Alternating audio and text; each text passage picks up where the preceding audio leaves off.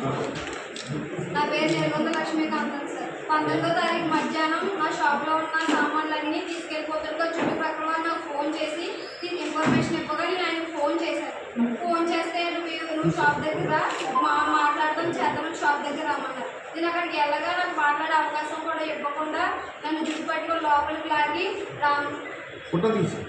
లాగి జానా రామారావు, జానా వెంకట్, జానా అమరావతి, జానా దివ్యశేఖర్ ఈ నలుగురు కలిసి నా జుట్టు పట్టుకొని లాగి నా బట్టలు చింపి నా మీద పెట్రోల్ పోసి కరెంటు పైపులతో చాలా దారుణంగా హింసించారు.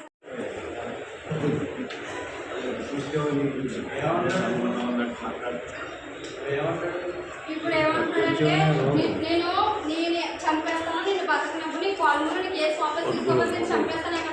నాకు ప్రాణహాని ఉందని డిఎస్పీ గారు చెప్పాను, ఎస్పీ గారు చెప్పినా సరే నాకు ఎలాంటి రక్షణ కనిపించలేదు సార్. ఈయన ఏమంటున్నాడంటే నేను 100 మంది ఆడవాళ్ళు వాడుకుంటాను, నేను 100 మంది ఆడవాళ్ళు తిరిగితే నా దగ్గర డబ్బు ఉంది, నేను ఏం పీక్కొని నాకు అసభ్యంగా చాలా నీచంగా కించపరిచిన మాటలన్నీ మాట్లాడారు సార్. నాకు రికార్డింగ్ దీనికి సంబంధించి ఎవిడెన్స్ రికార్డింగ్స్ కూడా నా దగ్గర ఉన్నాయి సార్.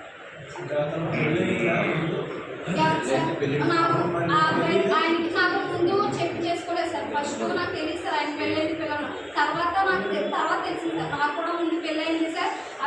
అబ్బాయి వదిలేసి ఆ పిల్లడు వేరే పెళ్లి చేసుకున్నాడు. బాబా పిల్లడు కూడా ఉన్నాడు. అబ్బాయి వదిలేసాడు, నేను చూసుకుంటాను, నీ పిల్లల్ని నిన్ను ఇది చేస్తాను, నేను బాగా చూసుకుంటాను, నన్ను నమ్మించి నన్ను పెళ్లి చేసుకుని ప్రెగ్నెంట్ చేసి నా కడుపును కూడా నాకు కడుపుకోతని మిగిల్చి అన్యాయంగా నేను పెట్టుకున్న బిజినెస్ నా సరుకు దొంగిలించి నన్ను చిత్రహింసలు పెట్టారు సార్. నాకు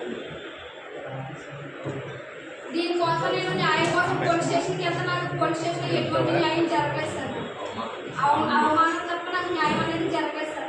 అక్కడ ఎమ్మెల్సీ అయింది సార్. ఎమ్మెల్సీ అయిన తర్వాత అక్కడ కంప్లైంట్ నేను చెప్పినట్టు రాయనివ్వకుండా వాళ్ళకు అనుకూలంగా రాయించేస్తారు. కంప్లైంట్ రాయించి నాకైతే అన్యాయం చేశారు సార్. నన్ను అయితే ఎరుకలంజా అలంజా నువ్వు చెప్పినని అబద్ధాలు, నువ్వు చెప్పినని అబద్ధాలు, నువ్వు అన్ని అబద్ధాలు చెప్తున్నావని వాళ్ళకు అనుకూలంగా మాట్లాడి నా ఎదురుగానే డబ్బులు తీసుకొని వాళ్ళకు అనుకూలంగా మాట్లాడారు సార్. ఎస్ఐ మనోహర్ గారు. తర్వాత డిఎస్పీ గారు ఆఫీస్కి వెళ్ళాను సార్. డిఎస్పీ గారు ఆఫీస్కి వెళ్ళి నా ఫోటోలు అన్నీ నాకు జరిగిన అన్యాయంతో చెప్పుకున్నాను సార్. చెప్పుకున్న తర్వాత డిఎస్పీ గారు ఏమన్నారంటే నీకు చాలా అన్యాయం జరిగిందమ్మా, నీకు ప్రాణహాని ఉందని కూడా ఆయన చెప్పి సీఏ గారికి లెటర్ రాయమ్మా, నేను చెప్తాను, నేను పంపిస్తాను అన్నారు సార్. నేను అక్కడికి వెళ్తే నాకు ఆ లెటర్ కూడా ఏం చేయలేదు సార్. ప్రాణహాని ఉందని చెప్పారు. తర్వాత ఎంక్వైరీ అయిన తర్వాత నాకు నేను చెప్పాను సార్